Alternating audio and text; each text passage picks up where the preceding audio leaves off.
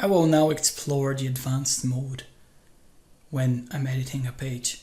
These are all my web pages, and I'll enter that one. So I'll try to edit that one, but in advanced mode. I can enable advanced mode from any of the pencil buttons or any of the gear buttons, like that. It's already enabled here, but if in case it's been disabled, it looks like that.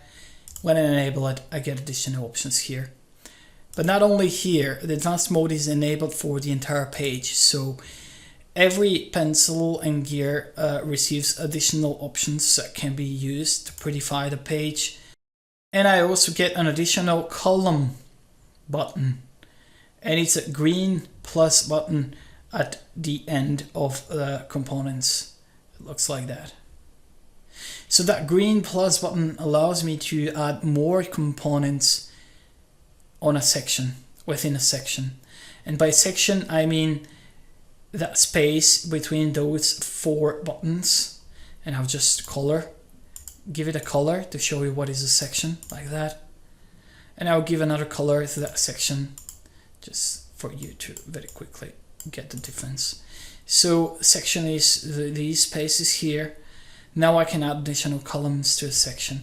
Let's say that I'd like to add text next to that YouTube component. I will use the add column sign. I will see the components that I can add next to the YouTube, and I'll add text. And here I can copy a piece of text and just replace it to show you how it might look. Now, because space between the 2 components is not much here, I can additionally make use of some of the section settings and move that slider slightly to create a space between the components. But if I'd like to control that space on the left and on the right, I can do so as well.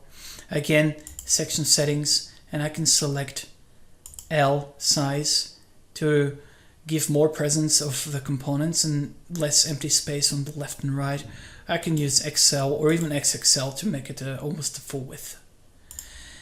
This is handy if you have a big screen and if you want to place texts next to the images, like that. And again, change a little bit the spacing, change the size of it. You can see even the full, we can make like a full text, almost like a full web part text where the image covers everything here. Or we can have a contact form, and next to the contact form map. I'll use the plus sign again, add the map like that.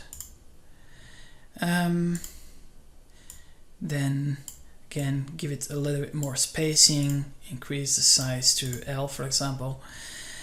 Along with advanced mode of the section, we're getting more options to every component.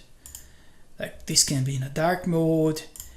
I can enable a satellite and bring some more zoom to my map. And every component has those additional options that can be controlled. And this is nice when you have a big screen like mine. I definitely wouldn't recommend using advanced mode in a phone, because it might be confusing when you're adding a new column, because everything is being displayed top to bottom. Let me just demonstrate. I will save. And you will see that the difference between left and right column is not there on the phone because they're ordered top to bottom like that. And sometimes it might be difficult to edit content in advanced mode from a phone because you might lose track of how that might look on a desktop. But in general, it's handy if you want to do some more advanced stuff on the page. And if you don't want to use advanced mode, you can always turn it off. Don't worry that you're not using advanced mode, because most of the users nowadays are using phones, and they would not make a difference whether that's left on the right, because usually the websites display top to bottom like that. And most of my pages look like that. because my target are users with smartphones or small devices, and really the small devices has changed the way the websites work. So a tidy website with top to bottom elements that display enough useful content would do as well. So I haven't explored everything from advanced mode, but I will leave it to you to play with additional settings, and in future I will create separate videos that cover more of those options.